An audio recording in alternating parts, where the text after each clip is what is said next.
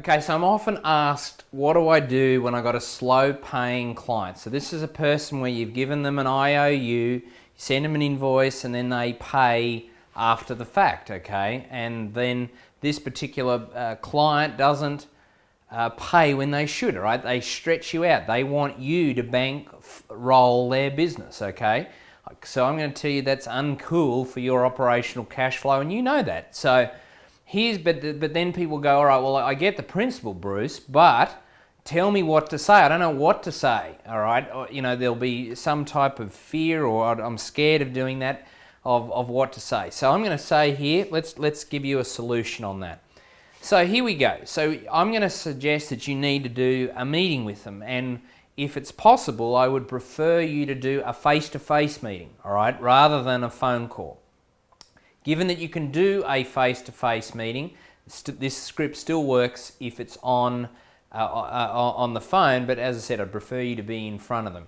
Is you go and get them, okay, and you sit down and you basically say, so Bob, thanks for meeting me here today. Would it be all right if I just gave a bit of an overview of what we wanted to do? I wanted to talk about how I best serve you in the coming months or years that we're working together. I'd also like to ask a couple of questions on our terms and how we go about doing that and best supporting you and you upholding your end of the bargain too. So would it be all right if we went through today's meeting like that? They'll always say yes, so good. So in terms of supporting you best, Bob, could I ask you this question? On a scale of 1 to 10, what would you rate us on our customer service? Okay, so you're gonna hear what they say. Now then you can give some other questions that would result in a score. So you could say, what's the quality of our workmanship out of 10, or what's the quality of our product or our service that, etc. So you're going to give maybe 1 or 2 different questions there, and you've got to customize those to your business. And the kicker on all of it is just to say, so as an overall score, Bob, all right, for us serving you correctly, what score would you give us out of 10? Okay, and then you're going to receive that score. Now, here's the rule of thumb. If it's a 7 or higher, continue with the repositioning on how we're going to get our money in faster. If it's a 6 or lower, okay, that means you've got some work to do because they're not happy with you. Therefore, 6 out of 10 is a pretty average score, and less obviously is even worse. But 7 or above means that they're pretty happy with you. It's kind of like a B plus through to A's if you go back to that school analogy. So if it's more than that, I'd say good. Now, how more and how much can we better serve you, and in what areas in this next year or next month or next quarter, Bob? All right, and say, what would it take for us to get a 8 or to get a 9 or to get a 10? And then listen, and they'll go, oh, you could do this and could do that, etc., etc. And you say, excellent, I'm taking a note of this, Bob. We want to do that for you. Okay, is there anything else that we can do better to help you? And they'll say, normally at that, they've never been asked that in a million years anyway, so it'll be like, oh God, this is amazing. Okay, so then you go, great. So would it be okay if I just outlined a little bit of how your agreement back to us? Would it be all right if we spent a bit of time on that?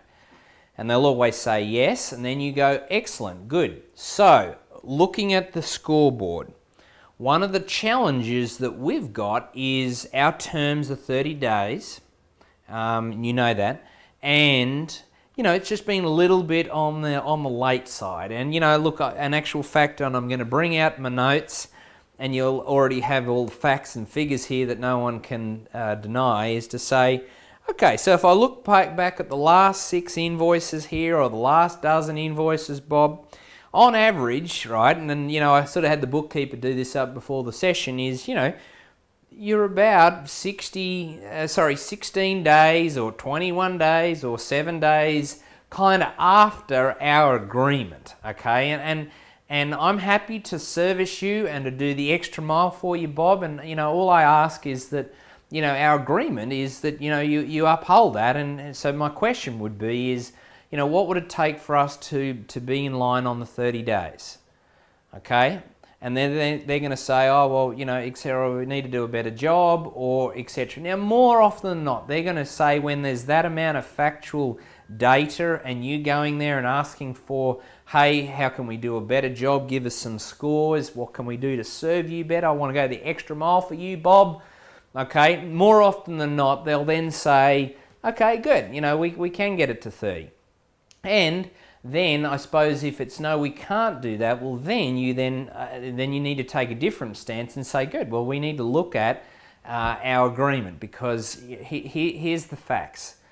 I'd love to, Bob, but I can't be your bank. All right, I can't do that, because you know, if I have to do that, and that's all right if you want me to, I'm just going to have to adjust some pricing to accommodate that. And I know you don't want to pay more.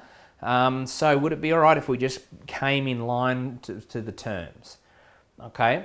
Now, I'll tell you, if it's negatives on all of that, you then have to question, do you really want them to be your customer? Okay.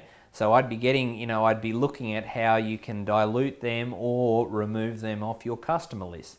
But I'll tell you, most times when that happens, normally, all right, unless they're in a cash flow melting pot and are going to go out the back door anyway, where there could be some risks for you, is, you know, then more often than not they'll say, look, we can do that.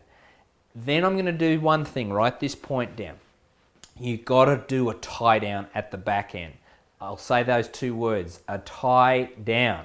Okay? A tie down is to repeat back what you've just agreed and what you've just heard. So then I'm going to say, excellent, Bob. So what I just want to make sure I'm clear here with what we've just talked about. I've said that we're going to improve it, you know, to get it to a 10, we're going to do X, Y, and Z. You good with that? Okay, good. So am I. And you've also said that we're going to do that 46 kind of average days and we're going to do 30. Okay, is that kind of what I'm hearing there?